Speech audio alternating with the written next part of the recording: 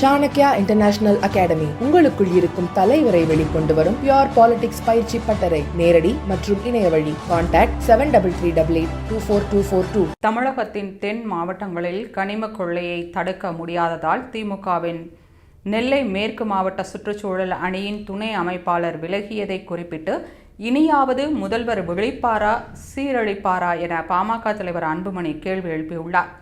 இதுகுறித்து அவர் கூறுகையில், தென்காசி மாவட்டம் கடையம் உள்ளிட்ட பகுதிகளில் கட்டுப்பாடற்று நடக்கும் கனிம கொள்ளையை தடுக்க முடியாததாலும் அதன் தீமைகள் குறித்து முதல்வர் ஸ்டாலினுக்கு புகார் மனுக்கள் அனுப்பியும் நடவடிக்கை எடுக்கப்படாததாலும் திமுகவின் நெல்லை மேற்கு மாவட்ட சுற்றுச்சூழல் அணியின் துணை அமைப்பாளர் கடையம் சந்திரசேகர் என்பவர் அடிப்படை உறுப்பினர் உள்ளிட்ட அனைத்து பொறுப்புகளில் இருந்தும் விலகியுள்ளார்.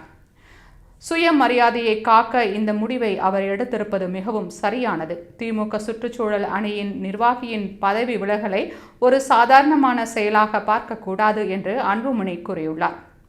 மேலும் தென் மாவட்டங்களில் கட்டுப்பாடற்ற வகையில் கனிம கொள்ளை நடப்பதாக கூறிய அவர், அதை சுற்றுச்சூழலை பாதுகாப்பதற்காக போராட வேண்டிய திமுக நிர்வாகியாலேயே தடுக்க முடியவில்லை என்றும், கனிம கொள்ளை குறித்து முதல்வருக்கு திமுக நிர்வாகியே புகார் அனுப்பியும் எந்த நடவடிக்கையும் எடுக்கவில்லை எனவும் அன்புமணி குற்றம் சாட்டியுள்ளார்.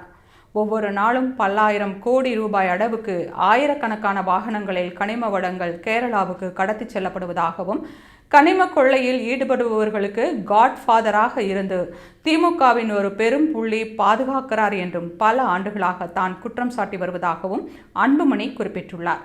இப்போது திமுக நிர்வாகியின் விலகல் மூலம் இவை அனைத்தும் உண்மை என்று நிரூபிக்கப்பட்டுள்ளது என்று கூறிய அன்புமணி, தமிழ்நாட்டின் நலனிலும் இயற்கை வளங்களின் நலனிலும் முதல்வர் ஸ்டாலினுக்கு அக்கறை இருக்கிறதா என்று கேள்வி எழுப்பியுள்ளார்.